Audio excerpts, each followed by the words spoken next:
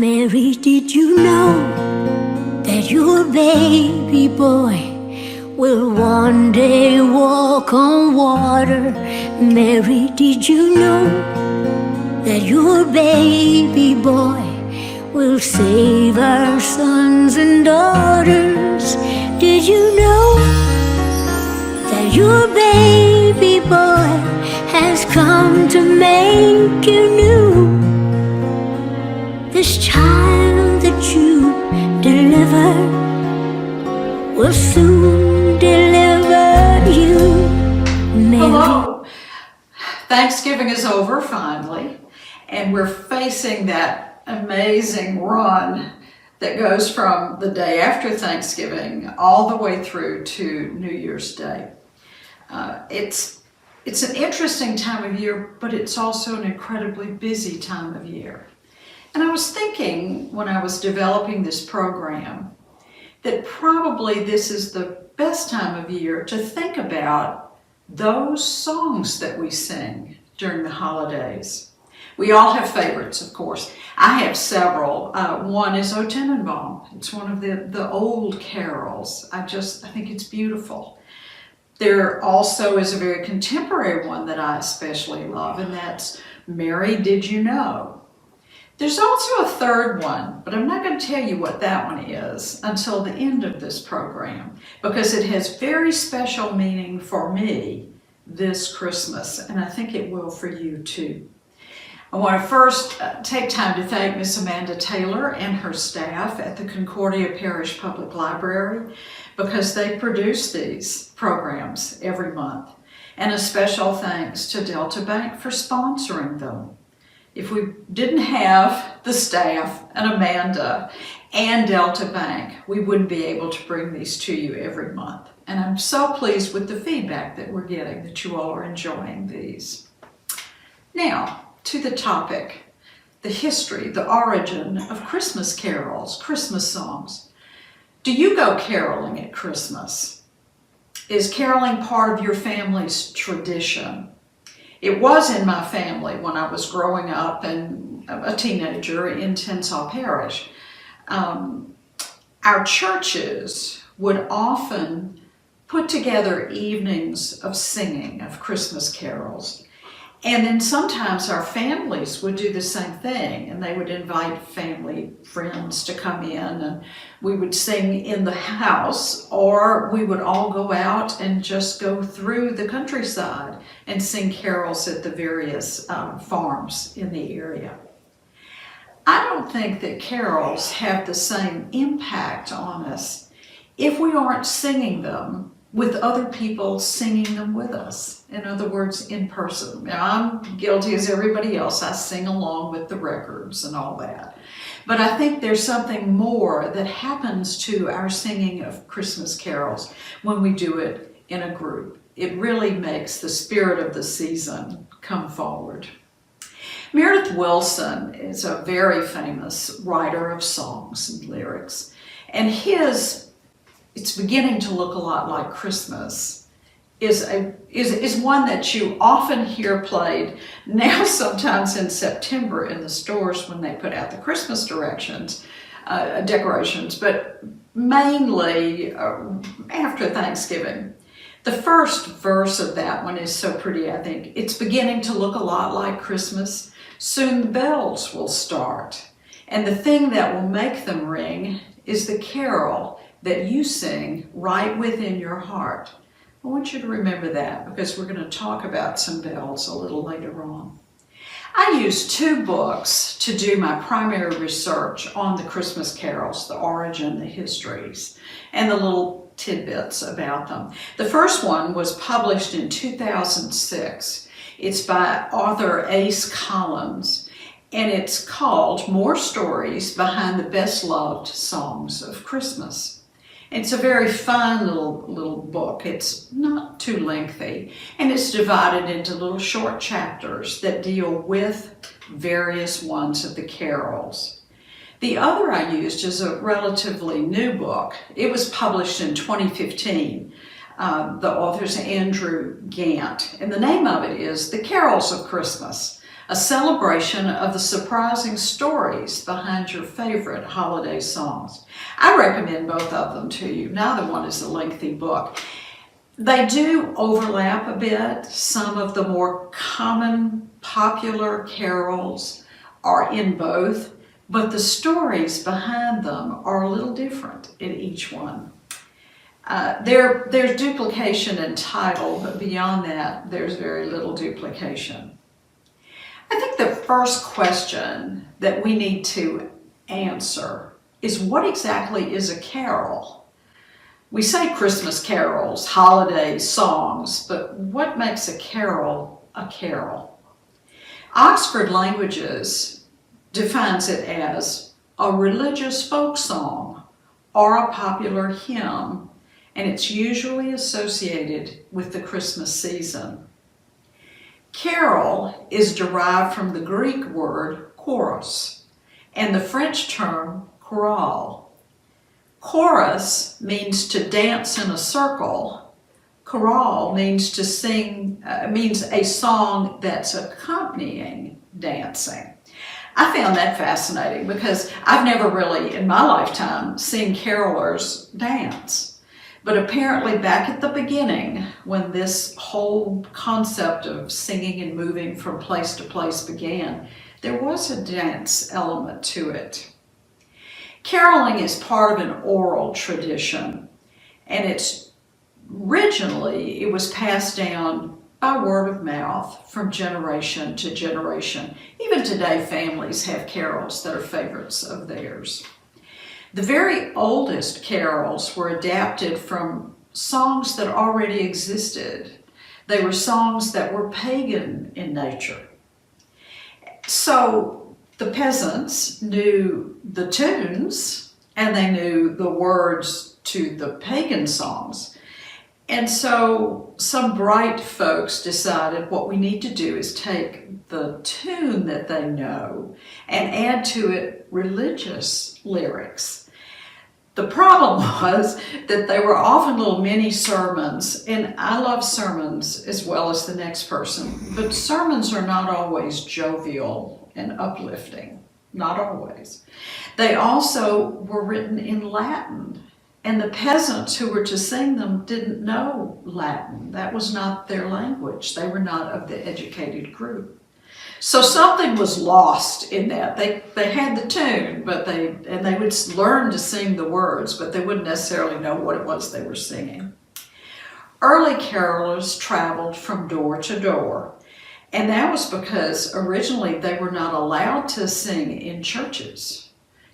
Caroling was not to be a part of the worship service at all. Today we do have carolers who sing in churches, as I mentioned earlier. That happened during my childhood. But also they often now sing for charity. They go to their neighborhoods, they sing in churches, and they collect coins or gifts for charity. This probably goes all the way back to the feudal system, the feudal societies. The poor at that time would literally sing for their supper in the coldest of the winter months. They would sing hoping that they'd be given a little bit of food or maybe a hot drink. And then as time passed and children were added to the caroling group, then caroling became more and more associated with Christmas because more and more secular thoughts got woven into the carols. In the Middle Ages, the tradition of wassailing was a very popular tradition. Peasants would sing carols outside of the manor house, and then they would receive, if they were good and lucky, hot cups of wassail and maybe a cookie as payment. Wassail traces its origin from an Old Norse phrase. The phrase was Wassheil, and it means be well. So you're wishing well. This is a picture of what wassail looks like. It's a hot, spiced beverage. It's often very thick, and it was substantial, so it did help warm the singers as they were moving from place to place. It often had whole apples that were cooked in it, and if a particular singer was particularly good, that singer would get one of those apples. This wassailing was very popular for the holidays, and wassail itself as a beverage was just as popular in the Middle Ages as eggnog is today for us. Carols are unique in the music sphere and also in the spiritual realm. No other religion features a group of old popular songs performed by the general public during specific times of the year. Scholars think that carols about Christ's birth probably were written in the 4th to the 5th century, and they were all written in Latin.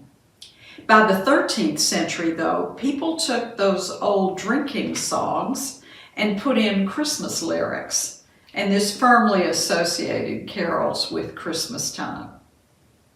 This fellow, St. Francis of Assisi, is someone you need to thank. You may not know you need to thank him, but you do for many things. It was in the 13th century that he, a Roman Catholic saint, changed Christmas services as we know them so that they would include Christmas carols or Christmas hymns. St. Francis made the bold decision that he was going to add upbeat hymns into the traditional Christmas service.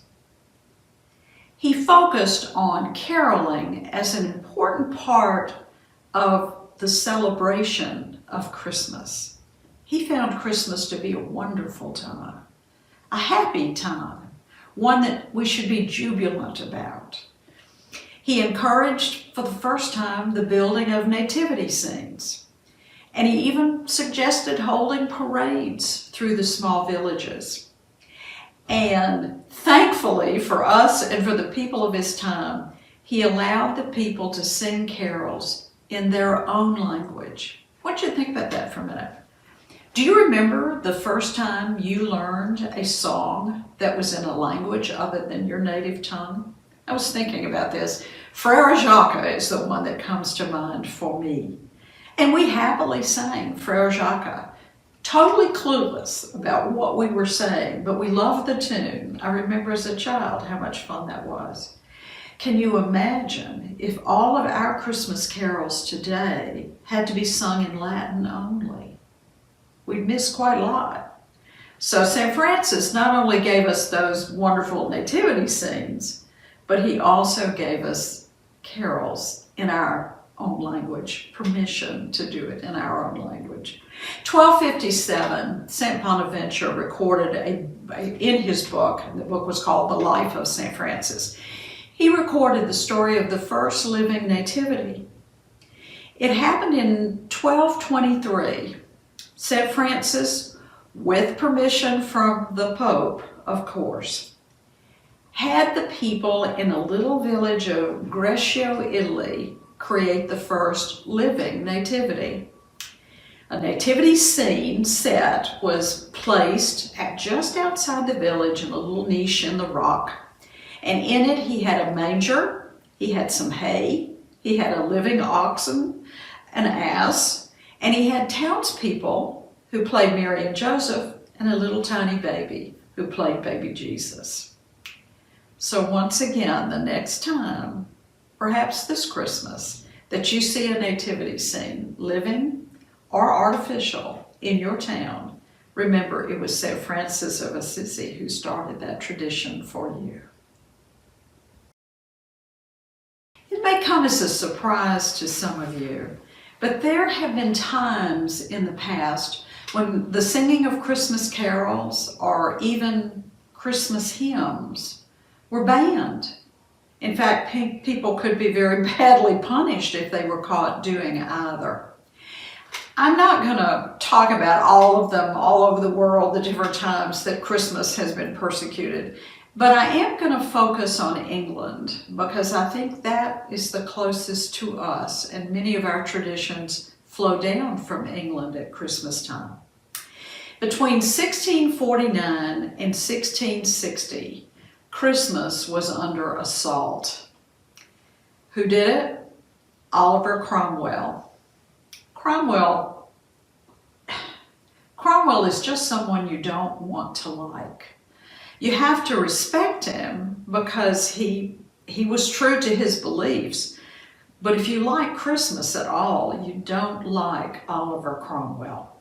He was born in Cambridgeshire, 1599, and he became Lord Protector of the Commonwealth, and that's England, Scotland, and Ireland. And he served in that position from 1653 to 1658.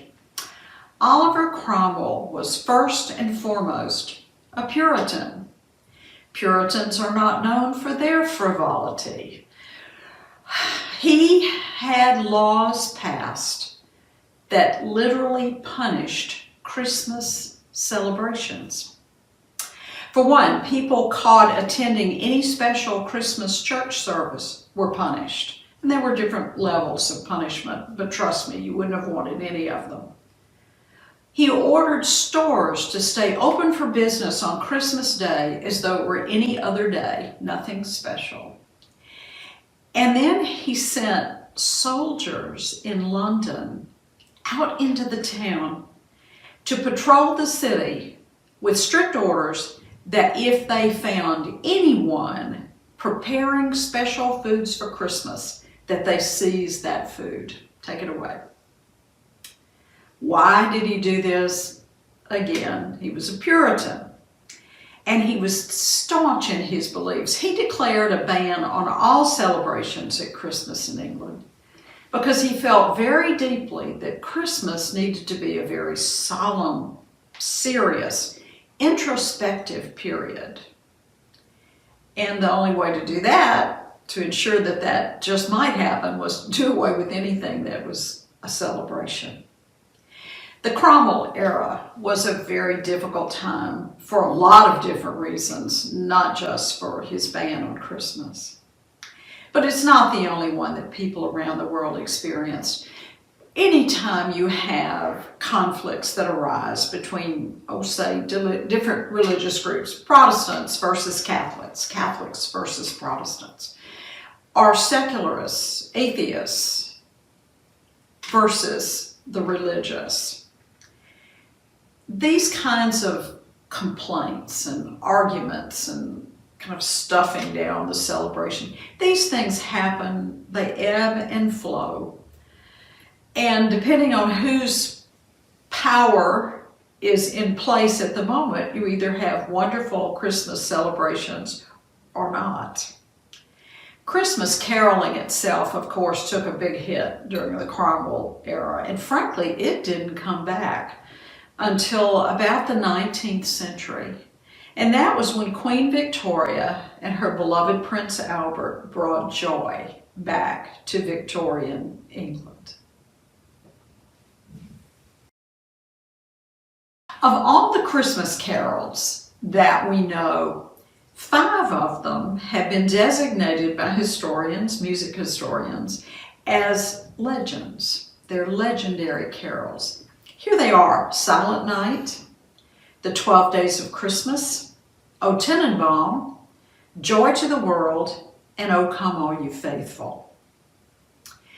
Silent Night is believed by the majority of scholars to be the most famous of all the Christmas carols worldwide. Its origin, Austria. An Austrian priest, Joseph Mohr, wrote a poem. And by the way, every one of the carols begins as a poem, and then it's set to music. So you must think in terms of, if you say, I don't like poetry, think again. If you sing a song, you're singing a poem. Mohr's friend, Fran Gruber, put the words to music in 1818, and it was sung for the first time in a small village just outside of Salzburg, Austria. It had to be put to music in one day because there was a river flood that had damaged the church organ. So this pair put their heads together, created music for guitar. And so Silent Night, for the first time, was a vocal accompanied by a guitar. Anytime any of the Christmas carols are recorded in our modern times by a famous, much-loved singer, and then therefore becomes very available to the masses, that's going to pretty much mark a song as an important song. Bing Crosby did a single of Silent Night, and that sold over 10 million copies. And as of 2022, it's the third best-selling single of all time. The song was originally written in German, obviously, but since then it's been translated into over 300 languages and dialects. In 2011, Silent Night was declared, quote, an intangible cultural heritage by UNESCO, the only carol to receive that. My favorite story about Silent Night is connected to something that's known today by historians as the Christmas truce of 1914. It was Christmas Eve, 1914, and a Christmas miracle happened. And for a period of time, there were no fights, there were no shots, there was no war. The German soldiers began at nightfall. They'd been fighting now all day, and this had gone on for days and weeks. At nightfall, they ceased firing, and they started lighting tiny Christmas trees that they had created. And they started singing their Christmas carols, of course, in German.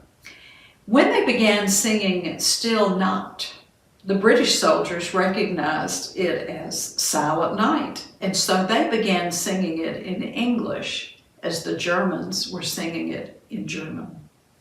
Gradually, the troops started moving together. They kept singing, then they started talking as best they could, then they shared rations from each other's packs, and they even played a few games. The spirit of Christmas came alive in the midst of violence and death through the power of that song. The 12 Days of Christmas is a completely different kind of song. It's called a numerical carol. Carols actually have divisions. This one is a numerical carol, which means it's a folk song that uses counting and repetition as a way to help people remember lyrics. The 12 Days of Christmas begin on December 25th, Christmas Day, with the birth of Christ, and it ends on January 6th, which is Epiphany, the coming of the three wise men to see the baby. Now, there are some arguments on this one. Both of the books talk about this. Some scholars think it's French in origin, but there are a good number of scholars who argue with that and think it has another origin. We'll just say it's French for the sake of saying it's something. One thing that's interesting about it, you have, the different things. First day of Christmas, my true love gave to me a partridge and a pear tree. And then the next gift, there are 2 gifts. And the next gift, there are 3 of a thing. And the next 4 of a thing. Someone put together the cost list in 2021 of just one of each of those 12 items and came up with the figure of $41,205.58. Swans, interestingly enough, were the most expensive. They cost a little over $1,800 each. This particular numerical carol was first published in England. It's an English carol, and it's late 18th century. It was in print in 1780 in a book called Mirth Without Mischief, and it was a children's book to sort of teach children how to have a happy time without getting into trouble. Children played a game using this carol. 2 children would play. First child would begin by singing the first verse. Then the second child would sing that first verse and then add a verse. And they would go back and forth all the way through the 12 days until one of them forgets. And when that one does, he owes the other child either a piece of candy or a kiss among the older children. One of my favorites, which I told you at the beginning, O Tannenbaum, is one of the legendary carols, O Christmas Tree. This one goes back to the Vikings. I like that. I like the idea of Scandinavia and the cold, dark winters and the Vikings. They would cut down an evergreen and honor it for its ability to stay alive during the cold winter. In the Dark Ages, early Christians started cutting the fir trees down. They decorated them with fruit, and they would use them as part of a play that they would put on. I had not ever heard that before. I think that's interesting. And that practice actually continued of the early Christians and the later Christians cutting down the fir and decorating it with fruit and using it for plays. That continued until the 1500s.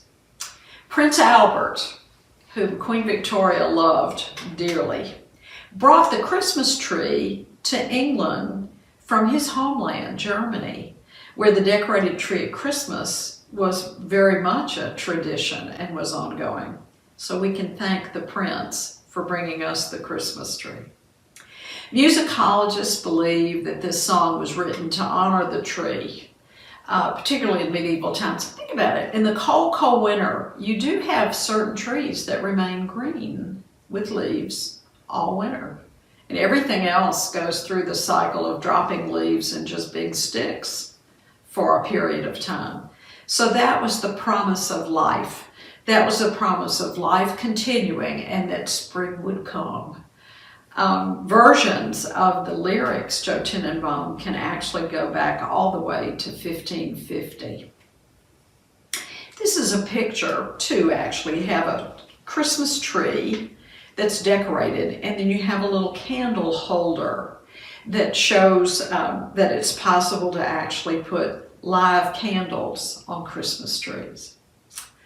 Early Christmas trees obviously had to be lighted by individual candles, and it created quite a magical sight. I remember my mother talking about the excitement that she and her brother and her sisters would have on Christmas Eve at Kenilworth, just south of Newellton, because they didn't get to see the decorated tree until Christmas Eve. So they would go to church, and they'd come home, and they would assemble in the foyer of the house, and then the pocket doors would be opened, and standing in the dining room would be not only a decorated Christmas tree, but one that had candles all over it burning. She said there's nothing as beautiful as a tree with live candles. I can only imagine. I found an interesting little story in one of the books about the idea of electric lights for Christmas trees. 1882, a man called Edward Johnson. He was Tom Edison's friend and business partner. He put together the very first string of electric lights meant for a Christmas tree. He hand-wired 80 red, white, and blue light bulbs and wound them around his own Christmas tree. And he not only had the tree illuminated, but he also had it so that it revolved, it turned. I looked. There's no evidence of it, but I just know that if one of his bulbs went out, they all went out.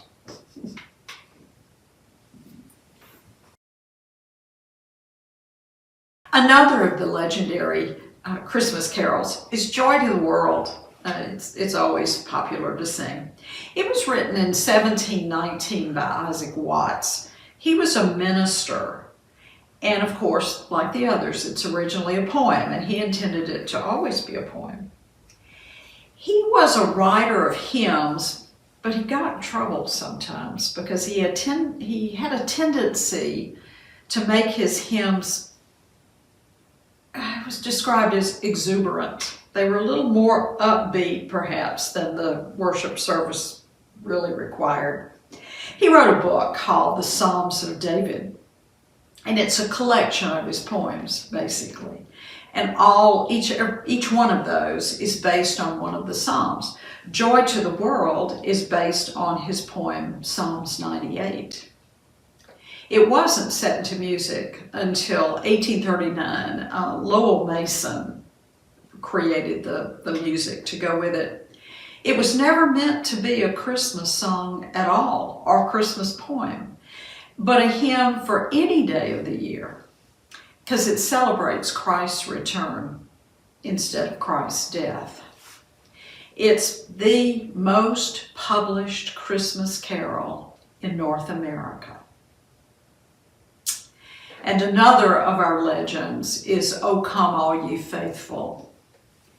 Scholars, again, have some difficulty coming down on one side or another about who actually wrote this one, but most of them agree that it was written by John Francis Wade, who was an Englishman.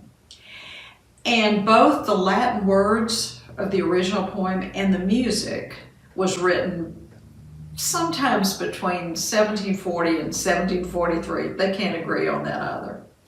The Latin original hymn was entitled Adeste Fidelis. Both Bing Crosby and Nat King Cole have recorded this, so that, of course, made it instantly popular. I find it fun. Two presidents considered it to be the finest Christmas carol of all. Dwight Eisenhower, who loved O Come All You Faithful, and Thomas Jefferson, who loved Adeste Fidelis. It's traditionally sung as the final carol on Christmas Eve at Catholic midnight mass and in some midnight worship services among Protestants. Carol, it actually has political roots, which is a little bit unusual for a Christmas song, but some scholars believe that it was written as an ode actually to Charles Edward Stuart, better known as Bonnie Prince Charlie, of English kingdom fame. It's been translated into more than 100 languages. The word adore comes from a serious Latin root, adore, which means to speak or to pray. It's a worship word. It's one that's meant to have the singer lift eyes up to heaven, not down in supplication. Adore is the central theme of O Come All Ye Faithful. O come, let us adore him is a straightforward call to prayer, urging everyone to drop whatever it is they're doing and gather round for the one born the King of Angels.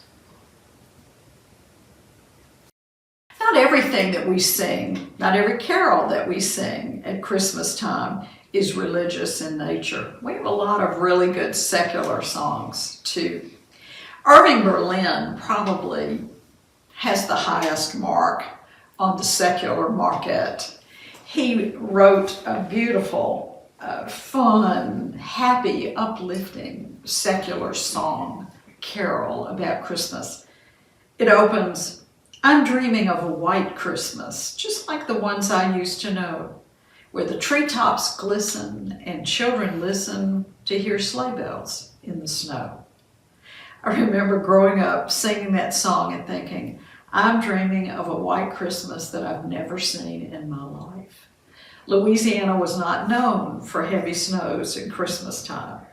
So I sang and I loved it and I dreamt of it, but mostly it was a dream.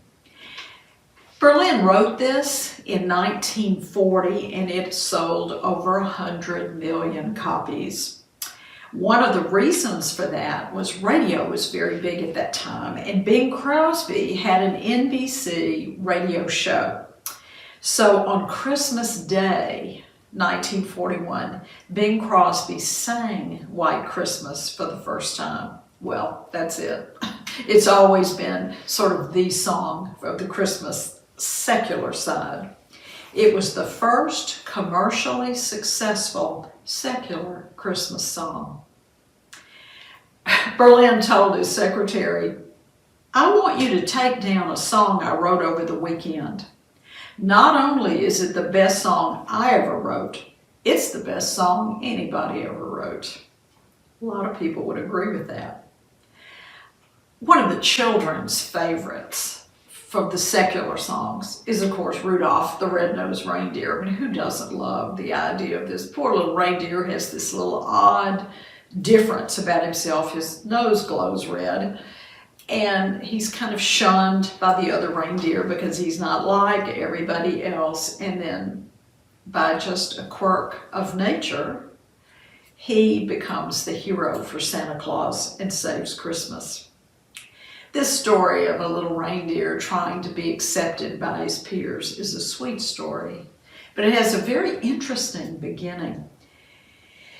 Johnny Marks actually wrote it, but it was based on a 1939 story of the same name, Rudolph the Red-Nosed Reindeer, which was published by the Montgomery Ward Company.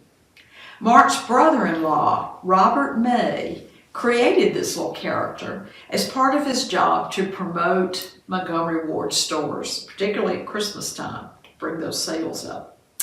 Once again, a famous singer records it, Gene Autry, June 1949, and over 12.5 million copies of just Autry's recording sold. Jingle Bells is one of those universal secular songs. It was written by James Lord Pierpont. He was the son of a Unitarian minister. He was an adventurer, and frankly, he wasn't very much of a family man. He just kept going off and doing adventures. It started when he was 14 years old, and he didn't like the boarding school he was at, and he decided that his future and his fortune would be at sea. So he joined a whaling ship, and he spent the next 10 years of his life at sea working as a whaler. He married. Then he decided he'd go to the California gold rush, so he left family and participated in the gold rush. Finally, he settled down as an organist for a Unitarian church in Savannah, Georgia.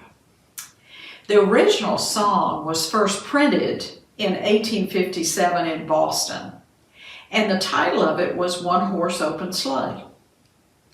2 years later, it was reissued, and the name was Jingle Bells.